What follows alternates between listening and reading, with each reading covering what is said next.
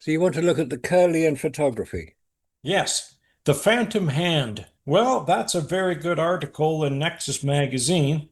That would be the June-July 2025 issue. And it goes on to say how it was actually a Russian engineer named Semyon Kirlian. And what he did is he started to create some eerie pictures that became part of a pop culture back in the 70s. And what ended up happening is that this was taken up by a California researcher in the mid 70s, and he was generating some very strange images of a leaf.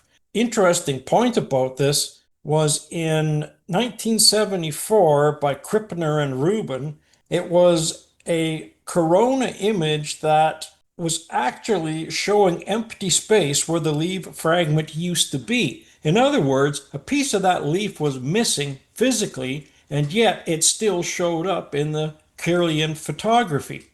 They were going on about an invisible EMF that is independent of all physical things, so that the physical leaf can clearly come first with the botanical structure somehow following suit. But of course, mainstream science brushes it under the rug as usual. What you do is you put out a biofield. And we've seen this in many videos on YouTube where people are experimenting with this type of thing. They were going into all these chakras and the different wavelengths that were around the aura of a human. So I'm thinking, okay, well, what are all these chakras about? Well, now we start getting into the esoteric, which we don't really want to go there. We want to look at the facts and separate that from the fiction.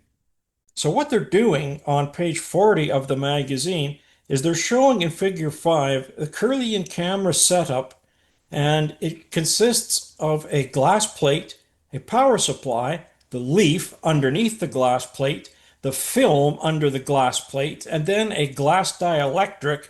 Under that, you have a metal electrode ground, and then beneath that, you have the plastic base insulator. That's quite clearly explained in the article.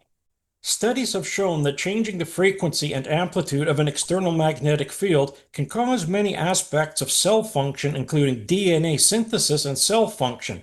In fact, some species that don't usually generate lost limbs, rats in one study, can regrow extremities if the amputation stump is exposed to appropriate magnetic field input, in this case involving a reversal of the normal field polarity. Perhaps this is where people get phantom pain from. When you Yeah. lose a limb or a finger and something happens, you might experience pain in that area, but it no longer exists. There still could be an EM field that protrudes from that. And perhaps that's what we're seeing here with this leaf. There was this one guy on YouTube, one of the biggest embellishers that I've ever seen. His name is Randy Kramer. There's a YouTuber called Derek Van Shake. What he did was he took apart this fellow's story about teleporting to Mars, and then he gets into this fight with the dinosaurs up there. Oh, by the way, they're raptors. And then what happens? Some members of his team get eaten by these raptors, and he loses one of his arms. It gets bitten right off. So he gets back to base miraculously because there's nobody there to help him. They're all inside of the dinosaur's intestines. So Yeah. here this guy is bleeding out. He manages to get back to the base 1 mile away from no man's land. He gets Yeah. in there, and now they have these bio beds. And what it does is it takes what's left of your stump that the dinosaur had bitten off. They place you on this bio bed, and they have a laser, and the laser draws a image of your hand. But what they do is they connect that to the stump, what's left. And all of a sudden, he said within a few hours, it just starts growing back. It grows into an arm, it grows into a hand, it grows into fingers, and now you have your whole arm back. It's restored magically. Well, if it would restore people's amputated limbs with the correct procedure, it would be very well worth doing. Now, that's going a little bit too far with Mars and raptors and all this stuff, but Yeah. perhaps there is something to it in the fact that this guy grabs pieces of information from all over the place and then he embellishes upon it. By the way, Derek Van Shake had discovered that while he was on Mars, He managed to get 2 speeding tickets here on Earth. That's an achievement, isn't it? What's going on? It's very strange. It's high strangeness, really is. The stories which seem to stack up, the information which appears to be relevant, whether the base story of going to Mars and having dinosaurs chomp on your arm is for real or not, that's for another day. But the idea that humans can have amputated limbs regenerated, it's the old Star Trek system, isn't it? The regeneration of amputated limbs. That's where science, medicine was progressing. Star Trek was very informative about many of the technologies which they presented as fictional because it was science fiction, Star Trek, are rapidly becoming true. You know, it's like in 2001: A Space Odyssey. We've got video images. That was in 1968, and you could communicate. So a lot of what's called science fiction is becoming reality. They may be accused of being conspiracy theorists and all the rest of it. That's a standard procedure. That's a standard response by people who are not prepared to look more deeply into what is being discussed. But I'll Could tell be you one thing, when you look at the Hutchinson effect, that was the fella in Vancouver that was using all of this different machinery. He salvaged the equipment from Navy surplus sales. Now, here's another interesting fact about that was Tim Trumbull took a trip from Australia over to Canada, Vancouver, to visit him. And I had to talk with Tim about it, and this fella is the real deal. He wasn't using any special effects or anything else. He was actually doing what he said he could do. Make the metal soften, make pans float up in the air and pliers fly off the handle. So obviously we can do these things. but we don't necessarily understand the mechanism that it's being used. No, neither did Hutchinson. He had no Yeah. idea. He was just playing around with frequencies, adding and subtracting frequencies until this started to happen. And of course, the usual happened where the government came in and confiscated all of the equipment, so he had to go looking for more. And he paid over $20,000 in equipment. That was back in the 90s, the early Yeah. 90s. This kind of thing is being withheld from the general public for sure. It'd be interesting to look at that particular effect that people do something unusual with equipment which is easily available, i.e., surplus sale, because of their particular thought process. They decide that they're going to try and do something which has never been done before with that equipment, which is what Hutchinson did.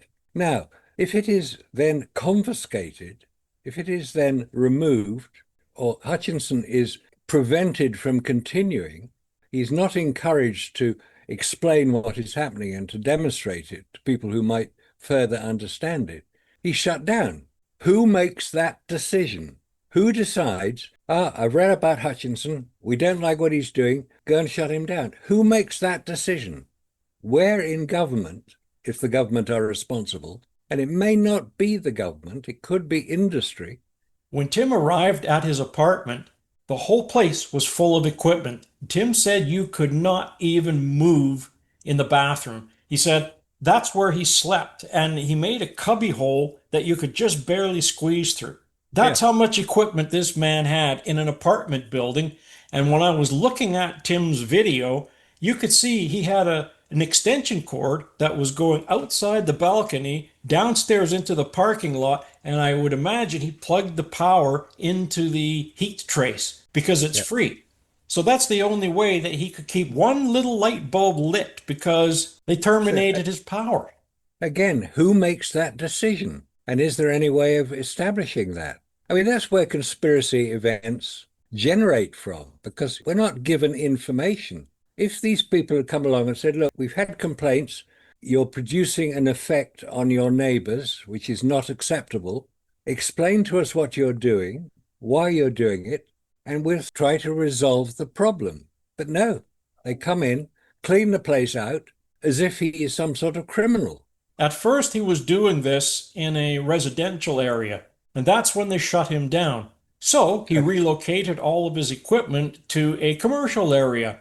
And guess what happened? They shut him down again. So why? Why do they keep shutting Hutchinson down? Because he was obviously trespassing on some scientific principle which was necessary to keep quiet. It's the only possible explanation.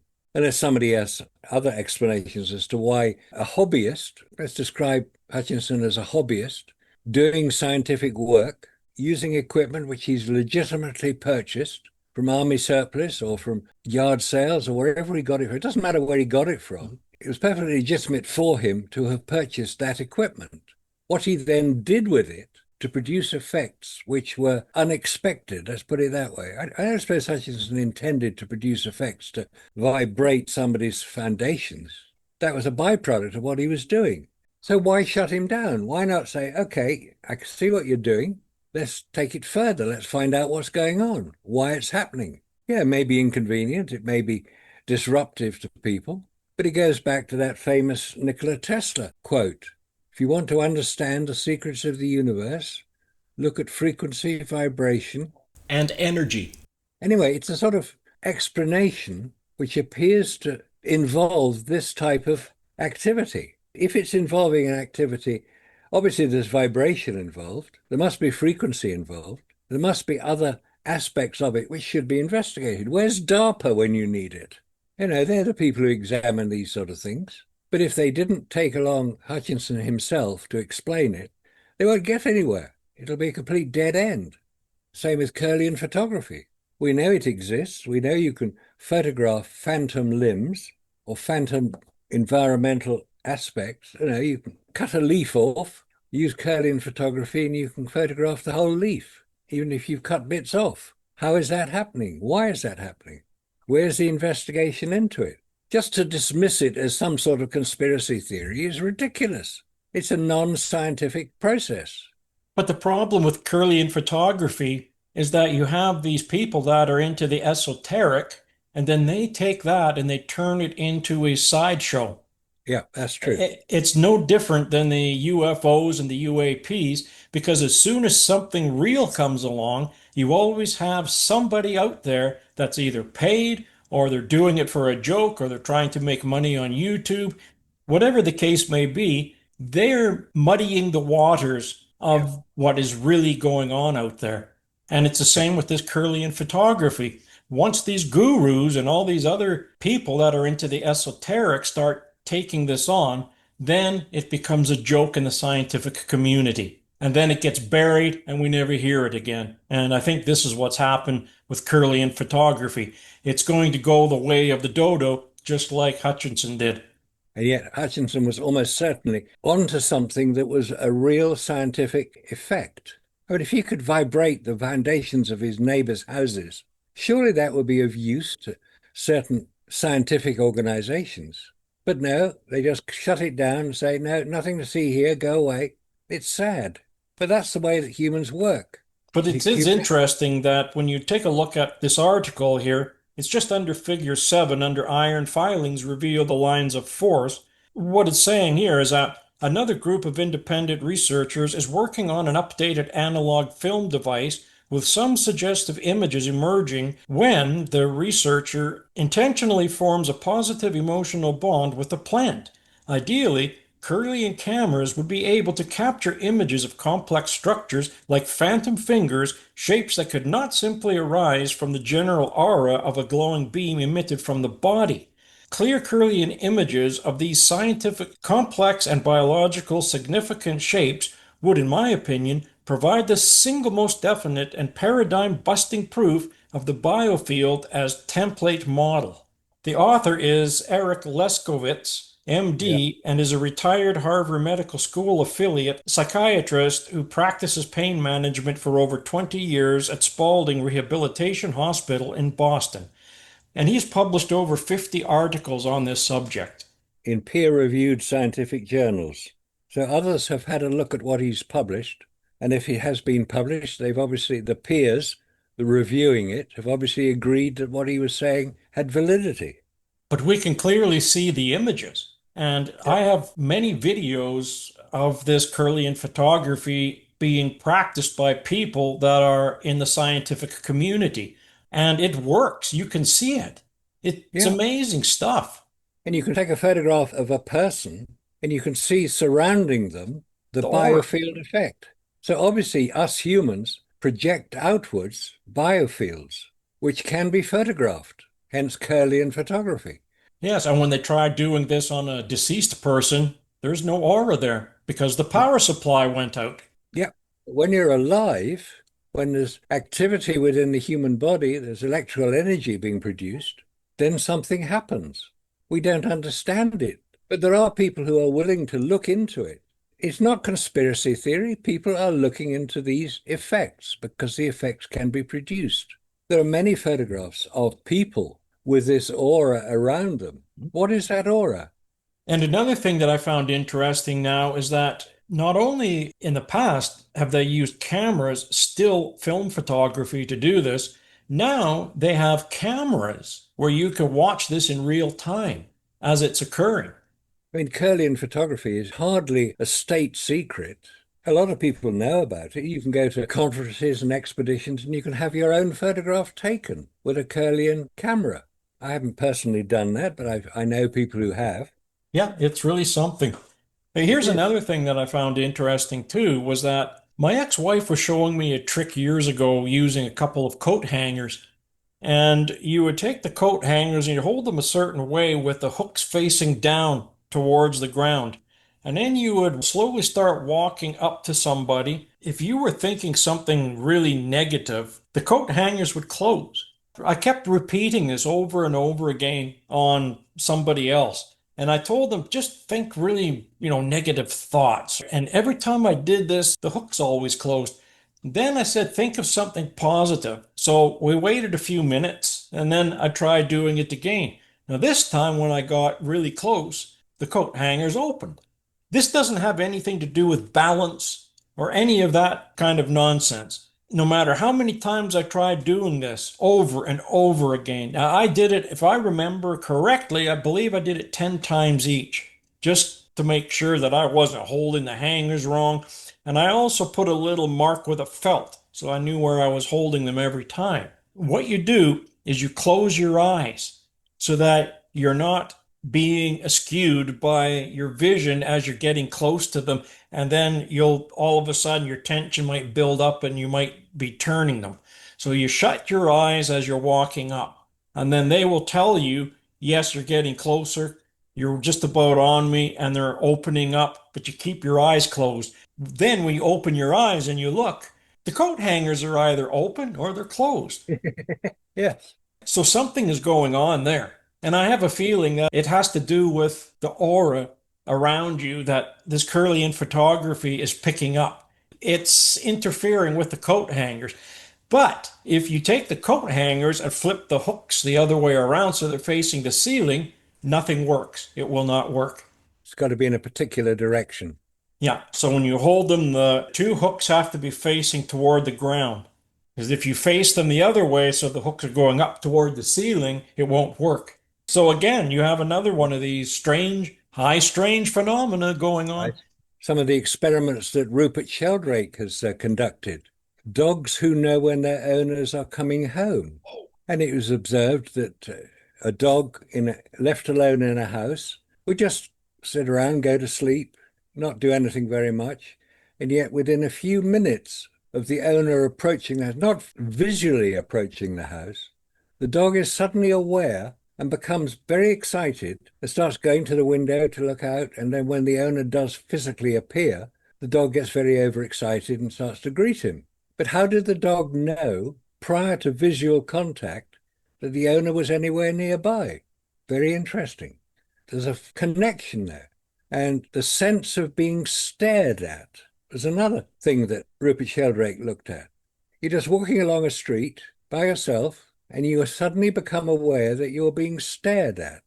You don't see anybody staring at you because they're behind you. You can't see them, but you're aware that somebody is concentrating on you as an individual. I wonder if that has something to do with quantum mechanics. Let's take a look at that double slit experiment. You set a camera up and you shoot individual pulses through the slits. A band pattern will display itself on the other side of the wall. But if you stare at it physically with your eyes, or you place a camera there and turn that camera on, One guy was doing an experiment, and as soon as the power went on to that camera, all of a sudden that pattern collapses, and what you're left with is what looks like a wave pattern. I was also thinking that, let's say, for example, you had two quantum entangled particles.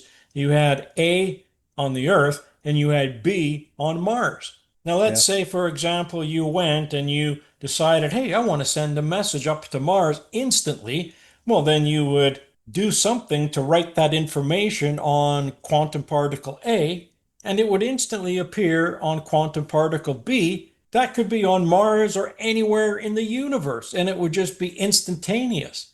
And I think that's where Star Trek got that right when they were talking about subspace transmissions. That's the yeah, only way that you can get a signal back to Earth when you're billions and billions of miles away.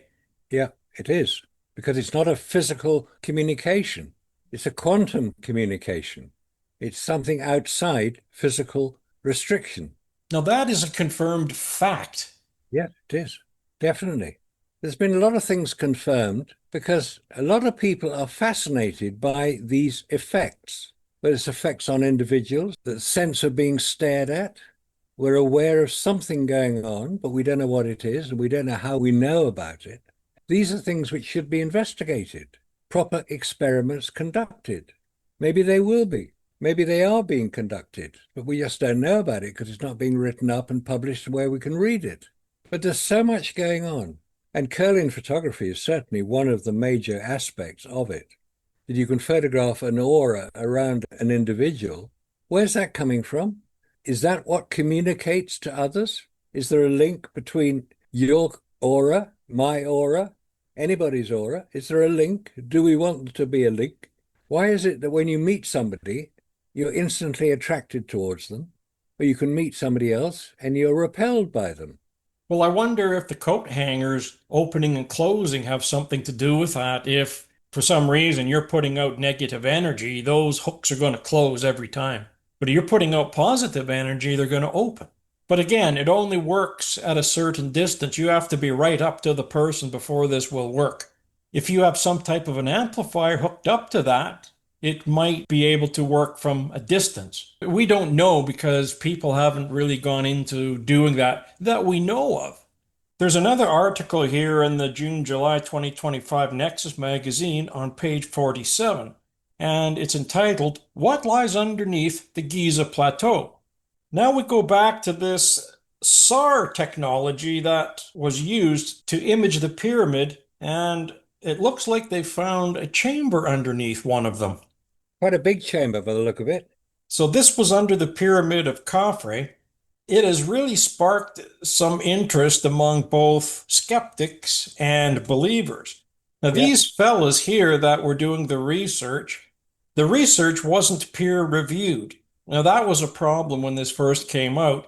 And of course, all these people have jumped on the bandwagon and have started to produce all these pillars with coils on them and all kinds of silly things that have come out of that one image that was taken from space using Yes. that SARS system. Now, once again, we go back to the same problem with the UFOs and UAPs.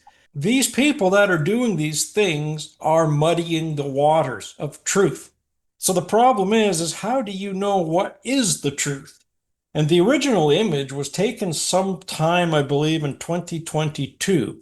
And somebody on the internet decided, oh, wait a minute, we can make a big thing out of this, make some money on YouTube. And they started with this nonsense and using all of these graphics programs to produce all of these different images. And it got right out of hand. It looks nothing like the original image that was published in that paper in 2022. Nothing. But on the original image, it does show the SARS Doppler, and on page 52, the original images showing the SARS Doppler topography is there. And the original photography, it looks nothing like what people have been producing on the internet. No. That's a big problem. But there is something under there. But as you say, it's muddying the waters. Everybody and his mother's coming forward with some ideas to try to explain it. But without being peer reviewed, it doesn't explain anything. And you can say anything you like. You can say there's a big lake underneath the Great Pyramid, which would be a stupid idea to build a pyramid on top of a lake. But I think it's also been useful in that it seems to have identified the location of the labyrinth, which was recorded by historians 2,000 odd years ago, the labyrinth at Giza, which disappeared. And now this technology, which is basically it's using synthetic aperture radar, which is quite an accomplished piece of technology, and it's identified what could be the location of the famed labyrinth at Giza. It's been reported, it's been talked about, people have referenced it. Herodotus referenced it. That was like 300 BC. So there was something there. But of course, it's also contributed to the increasing discussion about how the Giza pyramids were created in the first place, and by who, and how. And that has never been answered, not properly. The established story is that it was a pyramid built as a tomb for a pharaoh. And we refer to the Great Pyramid, that's the right-hand one, as being the Pyramid of Cheops. Now, Cheops is the Greek name used. When the Greeks invaded Egypt through Alexander the Great in 330 BC, the Greeks contributed a great deal of information. That's why it's called Egypt, after the Greek term Egyptos. But the inhabitants of that location did not refer to it as Egypt. They referred to it as Kemet, Kemet, and that is the ancient name given by the inhabitants of that location for its place. So maybe we should, instead of referring to it as Egyptology, which is easy to identify, we should refer to it as chemetology, to look at some of the earlier information. Because Egypts are referred to, because most people know what we're talking about when we say Egypt. The history of Egypt goes back thousands of years, 18,000 years of recorded history in ancient Egypt, recording the kings or the pharaohs of that land. They're all listed, so why are we ignoring them? 18,000 years goes back prior to the Younger Dryas, the event which appeared to interrupt civilization, the impact of a comet on the North American ice sheet, which melted it, hence sea levels rose considerably, and it's the sea levels rising which obliterated much of the established civilizations of the time, because most humans would have lived close to the coast. If the coast is suddenly inundated with 100 feet of water, which is what happened after the Younger Dryas, a lot of civilization and the evidence of it has disappeared. Have we done very much underwater archaeology on likely locations? No, we haven't. We didn't have the means to do so, and that's what's restricted so much of the information that we could have acquired, such as the Sahara itself. The Sahara is now a huge sand desert. What's underneath it? Has that ever been examined in detail? No, it hasn't. Has South America been examined in detail? The Amazon rainforest? We're only now beginning to become aware of the amount of information which is being uncovered using LiDAR, which is a technology to identify effects on the ground without the canopy of trees overhead obscuring it. So using modern technology now, we're beginning to get information. There are three areas. This is what Graham Hancock identified many years ago. There are three main areas of the planet which have not been investigated. The continental shelf that was inundated following the last ice age, the Sahara Desert, which was within recorded history, a place of greenery, of rivers, of lakes. It's now a desert. Has that been investigated using the technology used to identify underground activity? Some of it has. We know a little bit about the rivers, but we don't know very much about the civilization which would have lived there. It's a big place, the Sahara. It covers a lot of countries: Egypt, Libya, and the biggest country in Africa, Algeria, Morocco, Tunisia. All these countries are now part of the desert of the Sahara. You go down south, you look at Mauritania, Western Africa, Niger, all these countries, which are basically desert today, but they weren't desert always. Within living memory, they were populated by people who were using the land to live from. We're only just beginning to understand how difficult that can be to identify human activity. We know there's human activity there. We can see it. when this team that was doing the research, when they took a look at Giza, at Giza's wider perspective, they noticed many vertical and rectangular structures below the three pyramids going to a 2 kilometer depth. Well, that's another thing that's up for debate on that. But one thing is for sure, the ancient dynastic Egyptians did not build this structure. They did Yeah. not have the tools. Well, how many times have we said that in the past? The structures that are found below the Giza ground level is the most compelling evidence of the existence of the previous technologically advanced culture. The pyramid as a tomb theory is an insult on human intelligence after findings of such precision and workmanship that cannot be duplicated today. Today. Today. Today. Today.